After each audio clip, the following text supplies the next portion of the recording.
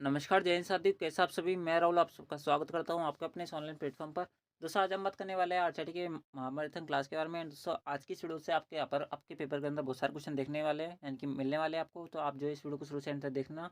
And दोस्तों आप जो है इस वीडियो क्लास में हमें ये बात जरूर बताना कि आपके कितने क्वेश्चन सही हुए, ताकि हमें भी आपकी तैयारी का और आपकी यहाँ पर जो आपकी परफॉर्मेंस है उसका पता चल सके। ठीक है, तो आज की इस वीडियो को बिना किसी देर के स्टार्ट करता है। पहला क्वेश्चन रखा वो आपको रखा है, व्यू मेनू में स्प्लिट ऑप्शन क्या काम करता है। आपको पता होगा कि स्प्लिट क्या होता है, दो भागों में तोड़ने का काम करता है। तो दो भागों में बांटने का काम कौन सा कर रहा है, ऑप्शन डी कर रहा है, यही आंसर है। मैं सारा क्वेश्चन आपको सामने नहीं खोलूंगा, मैं आपको यहाँ पर वही आपको जानकारी दूंगा जो आपके क्वेश्चन के लिए रिलेटेड हो। ठीक है, ज़्यादा फालतू बकवास करने से कोई मतलब नहीं है यहाँ पर। अगला, एम एस वर्ड 2010 में डिफॉल्ट व्यू क्या होता है। डिफॉल्ट व्यू क्या होता है मेरे सबसे पहले ऑप्शन रखा है वो आपको रखा है प्रिंट लेआउट, उसके अंदर रखा है नॉर्मल, उसके अंदर रखा है आउटलाइन, उसके अंदर रखा है वेव लेआउट। ऑप्शन पहला करेक्ट है। ठीक है, इस क्वेश्चन को रट लेना थोड़ा सा। अगला, कि हेडर क्षेत्र दस्तावेज के किस मार्जिन में होता है। देखो हेड का होता है आपके सर जो होता है सबसे टॉप में होता है, टॉप आंसर होगा इसका। ठीक है, फुटर का पर होता है बॉटम में होता है, लेफ्ट राइट में कुछ होता नहीं है। ठीक है, तो ऑप्शन जो ए हो जाएगा वो करेक्ट हो जाएगा। अगला, अगला क्वेश्चन आपसे बोला जा रहा है कि एमएस एक्सेल में इफ एरर का क्या मतलब होता है। सबसे पहला ऑप्शन रखा है वो आपको रखा है वित्तीय फंक्शन, उसके अंदर रखा है लॉजिकल फंक्शन, उसके अंदर रखा है ए एंड बी दोनों, उसके अंदर रखा है उपरोक्त में से कोई नहीं। इफ एरर का मतलब होता है logical function, option B correct है, यानी कि लॉजिकल फंक्शन के अंदर आपकी क्या है, कोई ना कोई एरर है। अगला, पाइवट टेबल क्यों यूज की जाती है भाई एक्सेल के अंदर, वो आपसे पूछा रहा है। सबसे पहला ऑप्शन रखा है वो आपको रखा है डाटा को संक्षिप्त बनाने के लिए, उसके अंदर रखा है डाटा को सपोर्ट करने के लिए, उसके अंदर रखा है डाटा को देखने के लिए, उसके अंदर रखा है उपरोक्त सभी। अगर आपने कभी यूज़ की होगी तो आपको पता होगा कि डाटा को हम जो है छोटा करने के लिए हम इसका इस्तेमाल करते हैं। अगर आपने नहीं किया यूज़, अगर आपने कभी पावर टेबल नहीं बनाई है तो आपको इंडायरेक्टली रटना ही पड़ेगा। तो आप जो देख लेना, ऑप्शन पहला करेक्ट है इसका। अगला, ग्राफिक प्रेजेंटेशन प्रोग्राम में प्रत्येक प्रेजेंटेशन किस भाग में विभाजित होती है। देखो ग्राफिक प्रेजेंटेशन प्रोग्राम जो आपकी प्रेजेंटेशन होती है वो किसके अंदर विभाजित होती है, आप बोलोगे स्लाइड्स के अंदर विभाजित होती है। तो स्लाइड से जो भी ऑप्शन के अंदर होगा वही हमारा आंसर होगा। ठीक है, देख लेते हैं कौन सा ऑप्शन के अंदर है। ठीक है, थोड़ा सा यहाँ पर ब्लर हो गया, आप सही हो रहा है। ठीक है, स्लाइड्स करेक्ट आंसर होगा, ऑप्शन पहला करेक्ट है। अगला, पावर पॉइंट के प्रस्तुतिकरण यानी कि प्रेजेंटेशन में डुप्लीकेट स्लाइड को लेने के लिए कौन सी शॉर्टकट की दबानी पड़ती है। सबसे पहला ऑप्शन रखा है कंट्रोल एक्स, इससे तो कुछ ही नहीं होगा, ऑप्शन भी करेक्ट है, कंट्रोल डी से डुप्लीकेट होती है। ठीक है, अगला, एम एस पावर पॉइंट 2010 में फाइल का डिफॉल्ट एक्सटेंशन क्या होता है। देखो 2010 की फाइल है तो इसके नाम के पीछे एक्स आएगा, ये फिक्स बात है। पावर पॉइंट की तो पीपीटी लगा दो, पीपीटी एक्स करेक्ट आंसर होगा। कौन सा ऑप्शन में, ऑप्शन बी में करेक्ट है। अगला, अगला क्वेश्चन आपसे बोला जा रहा है कि फाइल फोल्डर को सह रूप से मिटाने के लिए कौन सी शॉर्टकट की दबानी पड़ती है। यानी कि आपसे बोला जा रहा है कि आप जैसे आपने आपके पास एक गेम है GTA वर्स सिटी, आप जो इसको परमानेंट डिलीट करना चाहते हो और आप चाहते हो कि रिसाइकल बिन में नहीं जाए, परमानेंट या फिर कंप्यूटर से डिलीट हो जाए, तो आप किस प्रकार से डिलीट करोगे इसको। बोलोगे यहाँ पर शिफ्ट प्लस डिलीट दबाना पड़ेगा और एंटर भी आप लगा सकते हो इसका आगे। ठीक है, यानी कि ऑप्शन जो सी हो जाएगा वो करेक्ट हो जाएगा। अगला, डीएनएस का फुल फॉर्म क्या होता है। बहुत बार मैंने आपको बताया डीएनएस की फुल फॉर्म होती है डोमेन नेम सिस्टम। ठीक है, डोमेन नेम सिस्टम कौन से ऑप्शन में, पहले ऑप्शन में, ये आंसर है। ठीक है, अगला, अगला क्वेश्चन आपसे बोला जा रहा है कि मेलवेयर का वह प्रकार जो हमलावर द्वारा आपके कंप्यूटर में जासूसी करने के लिए बेचा जाता है। देखो जासूसी करने को इंग्लिश में क्या बोलता है, आप बोलोगे यहाँ पर स्पाई बोलते हैं, क्या बोलता है उसको, स्पाई बोलता है। तो स्पाई से रिलेटेड कौन सा वर्ड है आपका, यहाँ पर ऑप्शन बी है स्पाईवेयर, ये करेक्ट है। अगला, अगला क्वेश्चन आपसे बोला जा रहा है कि साइबर खतरे का वह प्रकार जिसमें आपको चाहिए वेबसाइट से दूसरी वेबसाइट पे ले जाता है। यानी कि आप जैसे यहाँ पर वेबसाइट पे क्लिक कर रहे हो ए वाली वेबसाइट पे और आपको यहाँ पर इंडायरेक्टली ले जाया जा रहा है बी वाली वेबसाइट पे, तो कौन सा अटैक कहलाता है, वो आपका यहाँ पर डीएनएस पोइजनिंग अटैक कहलाता है। इस बात को ध्यान रखना, यहाँ पर ही गलत रखा है। ठीक है, ऑप्शन डी करेक्ट होगा। अगला, कंप्यूटर कोड के साथ छेड़छाड़ करने पर कौन सी धारा लगाई जाती है। दोस्तों मैं आपको बता दूं, कंप्यूटर कोड के साथ में अगर आपने छेड़छाड़ की है ना, तो आप पे यहाँ पर धारा 65 लगेगी, धारा 420 लगेगी, या फिर धारा 66 लगेगी, या धारा 466 लगेगी। दोस्तों मैं आपको बता दूं, कंप्यूटर कोड के साथ छेड़छाड़ करने पर आपके पास लगती है धारा 65, जो कि आपके ऑप्शन ए के अंदर था, यही आंसर। ठीक है, अगला, बहुत सारी धाराओं के बारे में अभी आपको बताऊंगा, तो इसके अंदर आपको चिंता लेने की जरूरत नहीं है। अगला क्वेश्चन आपसे और बोला जा रहा है कि साइबर अपराध के तहत धारा 406 कब लगाई जाती है। इसका तो मैं क्या है बताऊँ, धारा 406 जो होती है वो विश्वासघात का अपराध के तहत लगती है। ठीक है, अगला क्वेश्चन आपसे बोला जा रहा है कि सूचना सुरक्षा प्रबंधन प्रणाली के तहत निम्नलिखित में से कौन सा एक आईएसओ मानक होता है। आईएसओ मानक 27001 है, मैंने आपको पहले वाली वीडियो उसमें बताया हुआ है। अगला, ठीक है, सारे क्वेश्चन रटने लायक है, तो मैं अब इसके अंदर क्या बता सकता हूँ आपको। ठीक है, अगला, अगला क्वेश्चन आपसे बोला जा रहा है कि विंडोज 10 में कौन कौन सी यूजर अकाउंट होता है भाई। विंडोज 10 के अंदर दो प्रकार के यूजर अकाउंट होता है, एक स्टैंडर्ड होता है, एक एडमिनिस्ट्रेटर होता है। ठीक है, ज़्यादातर जो आप काम करते हो सारे एडमिनिस्ट्रेटर पर काम करते हो, लेकिन ये पूछ रहा है कौन कौन से होता है, तो ऑप्शन सी करेक्ट आंसर होगा। स्टैंडर्ड भी होता है, एडमिनिस्ट्रेटर भी होता है, प्रशासक भी होता है, और स्टैंडर्ड भी होता है। अगला, एलसीडी प्रोजेक्टर को कंप्यूटर से जोड़ने के लिए निम्नलिखित में से कौन सी केबल का इस्तेमाल किया जाता है। देखो अगर आप अपनी एलसीडी प्रोजेक्टर को कंप्यूटर से कनेक्ट करोगे तो एचडीएमआई केबल भी लगेगी और वीजे केबल भी लगेगी। इन दोनों की फुल फॉर्म पूछी जाती है, इसकी फुल फॉर्म होती है हाई डेफिनेशन मल्टीमीडिया इंटरफेस, और वीजे केबल की होती है वीडियो ग्राफिक्स सारी। ठीक है, ये मैंने आपको बता दी सारी इंपॉर्टेंट चीज़, ऑप्शन सी करेक्ट है। अगला, सीडी डीवीडी में डाटा बनने की प्रक्रिया को क्या कहा जाता है? देखो, सीडी की फुल फॉर्म होती है कॉम्पैक्ट डिस्क और डीवीडी की दो फुल फॉर्म होती है डिजिटल वीडियो डिस्क और डिजिटल वर्सेटाइल डिस्क। और इसमें जो डाटा बनने की जो प्रक्रिया होती है उसको कहा जाता है बर्निंग। क्या कहा जाता है? बर्निंग कहा जाता है। कंप्यूटर ऑन होने की जो प्रक्रिया होती है उसको बूटिंग कहा जाता है, लेकिन बूटिंग के बारे में पूछ नहीं रहा। डाउनलोडिंग आपको पता ही है, तो बर्निंग आंसर होगा option C, option D correct है, सॉरी। अगला, नेटवर्क में डेटा ट्रांसफर की गति को क्या मापा जाता है? आप जो नेटवर्क पर डेटा जो ट्रांसफर करते हो उसकी जो गति होती है वो किसके अंदर आती है? आप बोलोगे बिट पर सेकंड के अंदर आती है, ऑप्शन सी करेक्ट है। ठीक है, आपकी जो नेट की स्पीड आती है वो बीपीएस के बीपीएस के अंदर आती है ना, तो वही तो पूछ रहा है। ठीक है, डॉट पर इंच के अंदर हम यहाँ पर डीपीआई के अंदर क्या नापते हैं? प्रिंटर की गुणवत्ता नापते हैं, इस बात को ध्यान रखना। ठीक है, अगला, खालिस्तान एक विशेष सूचना सुरक्षा प्रणाली है जो भारी खतरे के खिलाफ किसी संगठन के नेटवर्क की सुरक्षा के लिए डिजाइन की जाती है। वो क्या कहलाता है? वो आपके यहाँ पर फायरवॉल कहलाता है। ठीक है, ये आपके यहाँ पर बाय डिफॉल्ट आपके कंप्यूटर के अंदर आता है। अगला, अगर कोई कंप्यूटर चालू है और सिस्टम रीसेट करने पर प्रतिक्रिया नहीं देता है तो आमतौर पर क्या कहा जाता है? अरे भैया, आप जो है अपनी माउस से बार बार से में किसी चीज़ पर क्लिक कर रहे हो और कंप्यूटर आपका काम नहीं कर रहा, तो आप क्या बोलोगे? कंप्यूटर हैंग हो गया भाई मेरा। तो ऑप्शन ए करेक्ट हो जाएगा। ठीक है, कौन सा बड़ा पार्ट चीज़ है? अगला, फ्लो चार्ट क्या होता है? फ्लो चार्ट कुछ नहीं होता। देखो, इस प्रकार समझ सकते हो, फ्लो चार्ट कुछ नहीं होता। आपने बचपन में संज्ञा पढ़ी है ना, संज्ञा, उसके अंदर टोटल 3 प्रकार के आपकी यहाँ पर क्या होता है? संज्ञा होती है, व्यक्तिवाचक, भाववाचक, जातिवाचक। अब भाववाचक के अंदर 2 हो जाती है, सॉरी जातिवाचक के अंदर 2 हो जाती है। तो भाई ये जो आपका चार्ट बनाया ना आपने, यही आपका फ्लो चार्ट होता है। तो ये न्यूज़न टूल होता है। क्या होता है? न्यूज़न टूल होता है, यानी कि एक पूरा सिस्टमैटिक बताने का तरीका होता है, यानी कि ऑप्शन जो पहला हो जाएगा वो करेक्ट हो जाएगा। अगला क्वेश्चन आपसे बोला जा रहा है कि एमएस एक्सेल में यदि किसी सेल की सामग्री बड़ी है और सेल में हम सभी सामग्री को सेल में दिखाई देने के लिए कौन से फंक्शन का उपयोग करोगे? देखो, आपके पास एमएस एक्सेल के अंदर ये शीट है, इसके अंदर बहुत बड़ी सामग्री है, यानी कि बहुत बड़ा आपका डेटा लिखा हुआ है। आप जो है इस सेल को इतना बड़ा कर दो कि इस पूरी आपके यहाँ पर क्या दिख जाए, पूरा डेटा दिख जाए। तो इसके लिए कौन सा फीचर का आपको इस्तेमाल करना पड़ेगा? इसके लिए आपको यहाँ पर रैप टेक्स्ट का इस्तेमाल करना पड़ेगा। ये आपका आंसर होगा। ठीक है, तो पहला ऑप्शन तो आंसर नहीं है।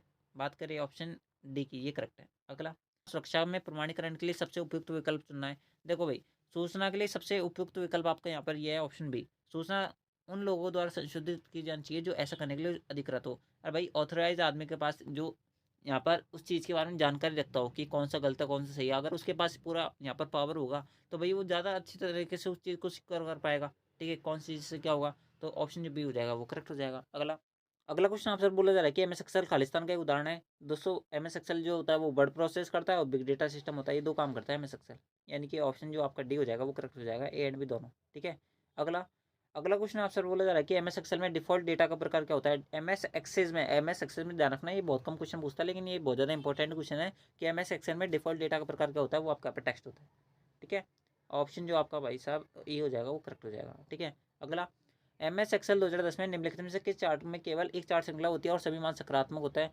भाई ध्यान रखना कि एमएस एक्सेल के अंदर एक ऐसा चार्ट होता है जिसके अंदर सारी जो वैल्यूज़ होती है वो क्या होती है?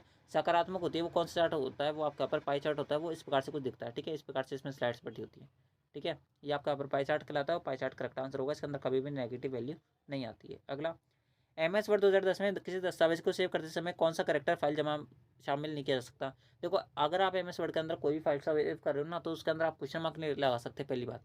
ठीक है, तो ये आपका आंसर है, ऑप्शन पहला करेक्ट है। ठीक है, अगला, अगला क्वेश्चन आपसे बोला जा रहा है कि एमएस एक्सेल 2010 में प्राथमिक कुंजी यानी कि प्राइमरी की कुंजी का क्यों उपयोग किया जाता है? प्राइमरी कुंजी का जो उपयोग किया जाता है वो इसलिए किया जाता है ताकि आप जो है जानकारी को पुनर्प्राप्ति कर सकते हो। ठीक है, इसको तेजी से बनाता है, क्योंकि प्राथमिक कुंजी स्वचालित रूप से अनुक्रमित होती है, यानी कि खुद ही काम कर लेती है, दूसरे के लिए आपको मैनुअल करने की इस चीज़ को जरूरत नहीं पड़ती। प्राथमिक कुंजी का उपयोग करके रिकॉर्ड स्वचालित रूप से चार्ट किया जा सकता है, बिल्कुल किया जा सकता है। ये तालिका टेबल में डुप्लीकेट डेटा के प्रवास को बचाता है, इसलिए बचाता है, बिल्कुल ऑप्शन डी करेक्ट है। ठीक है, सारे फंक्शन इसका होते ही है। अगला, विंडोज 10 में कौन सा इनबिल्ट ऑप्शन हमें एकल स्क्रीन पे 4 विंडोज को स्थानांतरित करने को अनुमति देता है? एक सिंगल विंडो है, इसको 4 विंडो में स्थानांतरित करोगे तो कौन सा आपको फंक्शन का इस्तेमाल करना पड़ेगा? इसके लिए आपको यहाँ पर स्क्रीन असिस्ट का इस्तेमाल करना पड़ेगा। ठीक है, ऑप्शन बी करेक्ट होगा, स्नैप असिस्ट नहीं होगा। ठीक है, ध्यान रखना, ऑप्शन बी करेक्ट है। अगला, पावर पॉइंट दृश्य में जो केवल पार्ट और शीर्षक और बुलेट प्रदर्शित करता है वो क्या कहलाता है? वो भैया आउटलाइन व्यू कहलाता है, ऑप्शन सी करेक्ट है। अगला, दोस्तों, अगला क्वेश्चन बताऊं इससे पहले आप जो है इस वीडियो को लाइक जो करें, चैनल को सब्सक्राइब जो करें। सबसे पहले आपको आंसर किया हमारे चैनल पर देखने को मिलेगी, इस बात की मैं गारंटी है। तो दोस्तों, अगर आपने इस चैनल को सब्सक्राइब नहीं किया तो चैनल को सब्सक्राइब जो कर लेना। ठीक है, अकेली वीडियो है, रामबाण वीडियो है, तो आप जो इसको देख लेना, बस आपके सारे क्वेश्चन मिल जाएंगे आपको ज़्यादातर। ठीक है, एमएस एक्सेल में खालिस्तान पंक्तियों और स्तंभों का प्रतिच्छेदन क्या होता है? देखो, एमएस एक्सेल में यहाँ पर ये कॉलम से ही आपके रोज है, इनका प्रतिच्छेदन क्या कहलाता है? आप लोग सेल कहलाता है, तो ग्रिड लेंथ होता नहीं है। ठीक है, सेल करेक्ट आंसर होगा, ऑप्शन बी करेक्ट है। अगला, ऑप्टिकल डिस्क किसका उदाहरण होता है? देखो ऑप्टिकल डिस्क का उदाहरण है हार्ड डिस्क, ठीक है, नाम से पता चल रहा है, वैसे कोई बड़ी बात तो है नहीं है।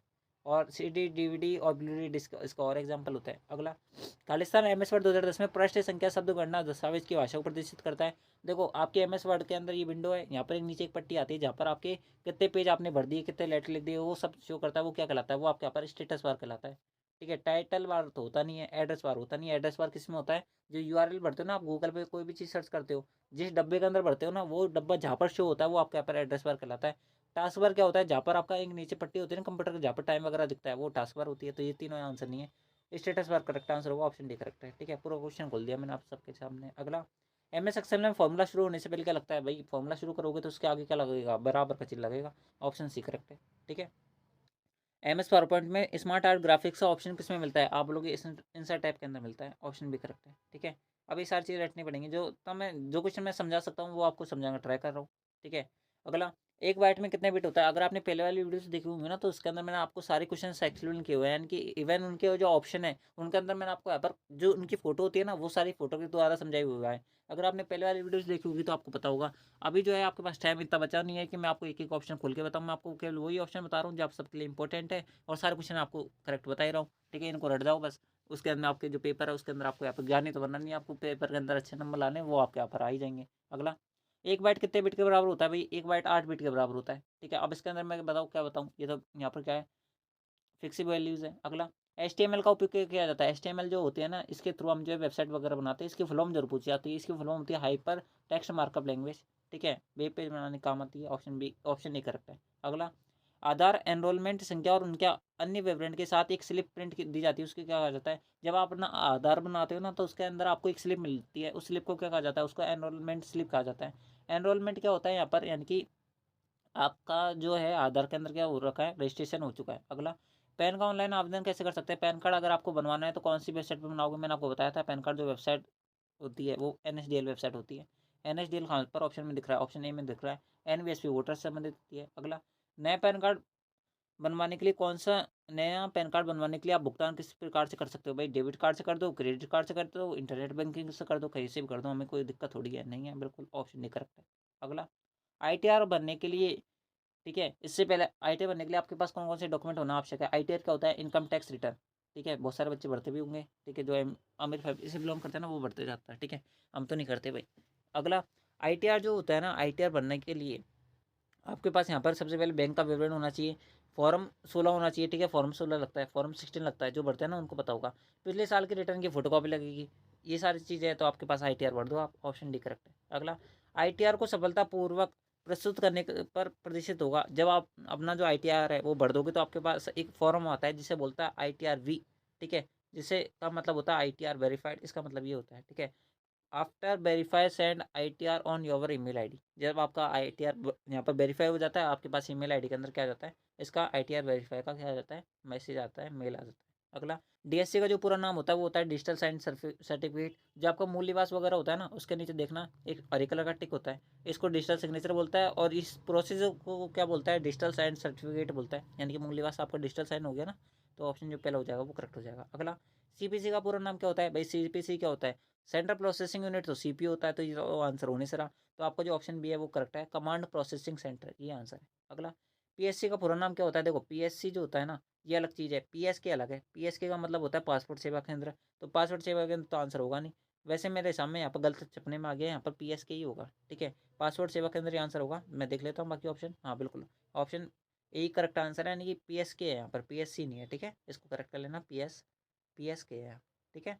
अगला, अगला क्वेश्चन आपसे बोला जा रहा है कि देखो अगला क्वेश्चन आपसे पर क्या बोल रहा है, अगला क्वेश्चन आपसे पर बोल रहा है कि कंप्यूटर सिस्टम में डाटा क्या होता है? भाई डाटा क्या होता है? एक कीबोर्ड, माउस, प्रिंटर, मॉनिटर आदि शामिल होता है डाटा में? आप लोग बिल्कुल नहीं होता है। इसमें प्रोसेसर, मुख्य और द्वितीय मेमोरी, पावर सप्लाई आदि शामिल है? आप लोग बिल्कुल होती है। उसके अंदर का ये प्रोग्राम का सेट होता है डाटा? आप लोग बिल्कुल नहीं होता। ऑप्शन डी तो इनकरेक्ट ही हो जाएगा अपने आप ही, ऑप्शन बी करेक्ट है, ठीक है। अगला, अगला क्वेश्चन आपसे बोला जा रहा है कि QR क्या होता है? देखो QR आपको पता है QR क्या होता है, इसका फुल फॉर्म पूछी जाती है, इसकी QR की फुल फॉर्म होती है क्विक रिस्पॉन्स, ठीक है। क्विक रिस्पॉन्स इसकी फुल फॉर्म है, ऑप्शन नहीं करेक्ट है। अगला, ऑनलाइन जॉब की तलाश आप किस माध्यम से कर सकते हो भाई? ऑनलाइन जो है आप जॉब ढूँढना चाहते हो, कैसे-कैसे ढूँढ सकते हो? monster.com से ढूँढ सकते हो, क्रोम से ढूँढ सकते हो, टेकचेयर से ढूँढ सकते हो, गूगल ड्राइव से ढूँढ सकते हो। तो मेरे भाई monster.com से करेक्ट आंसर होगा ऑप्शन ए। क्रोम तो आपका वेब ब्राउज़र होता है, टेकचेयर कुछ वेबसाइट है नहीं, मेरी वेबसाइट अभी तक बनी नहीं है। गूगल ड्राइव जो होती है वो आपके यहाँ पर किसी भी ऑनलाइन जो पीडीएफ वगैरह होती है उसको पढ़ने के काम आती है। ऑप्शन अगला क्वेश्चन, खालिस्तान जीयूआई आधारित सिस्टम है और खालिस्तान सीयूआई आधारित सिस्टम है। बहुत सारे बच्चे यहाँ पर जीयूआई और सीयूआई में अटक गए। देखो भाई, सीयूआई का मतलब होता है करेक्टर यूज़र इंटरफेस, उसके बाद में जीयूआई का मतलब क्या होता है, ग्राफिक्स यूज़र इंटरफेस। तो देखो, जो आपका जीयूआई आधारित जो सिस्टम है ना, वो आपके यहाँ पर विंडोज 7 एमएस डोस है या फिर एमएस डोस यूनिक्स है। उसके अंदर रखा है यूनिक्स विंडोज एनटी है। ऑप्शन डी के अंदर भी चेक कर लेता है हमारे पास, उसके अंदर रखा है विंडोज 7 और लिनक्स है। तो मेरे भाई मैं आपको बता दूं, जो आपका यहाँ पर जीयूआई आधारित जो सिस्टम है वो आपका विंडोज 7 है, जबकि आपका यहाँ पर सीयूआई आधारित जो सिस्टम है वो आपके यहाँ पर एमएस डोस है। यानी कि ऑप्शन जो पहला हो जाएगा वो करेक्ट हो जाएगा। ठीक है। अगला अगला क्वेश्चन आपसे बोला जा रहा है कि प्रोटोकॉल विभिन्न होस्ट के बीच में ईमेल सुविधा प्रदान करता है, यानी कि ऐसा प्रोटोकॉल जो ईमेल से संबंधित है वो आपसे पूछा जा रहा है कौन सा है। सबसे पहला ऑप्शन रखा है वो आपको रखा है एफटीपी फाइल ट्रांसफर प्रोटोकॉल, इससे तो फाइल ट्रांसफर होती है, तो ये आपका आंसर नहीं होगा। उसके अंदर रखा है टेलनेट, ये कुछ नहीं होता है। एसएसएल ये एनक्रिप्शन तकनीकों में काम आता है, तो एसएमटीपी करेक्ट आंसर होगा। एसएमटीपी यानी कि सिंपल मेल ट्रांसफर प्रोटोकॉल। आप अपने मेल जो है किसी सामने वाले को भेजते हो, तो उसके अंदर जो प्रोटोकॉल फॉलो हो रहा होता है वो आपके यहाँ पर एसएमटीपी होता है। जब आता है प्रोटोकॉल, तो यानी कि जो भी आपके पास यहाँ पर क्या आता है, आपके पास यहाँ पर ईमेल वगैरह आता है, उसके अंदर जो प्रोटोकॉल फॉलो हो रहा होता है वो पीओपी 3 यानी कि पोस्ट ऑफिस प्रोटोकॉल फॉलो हो रहा होता है। ठीक है, पीओपी 3 इस बात को ध्यान रखना, ये फॉलो होता है, यानी कि ऑप्शन जो डी है वो करेक्ट है। ठीक है।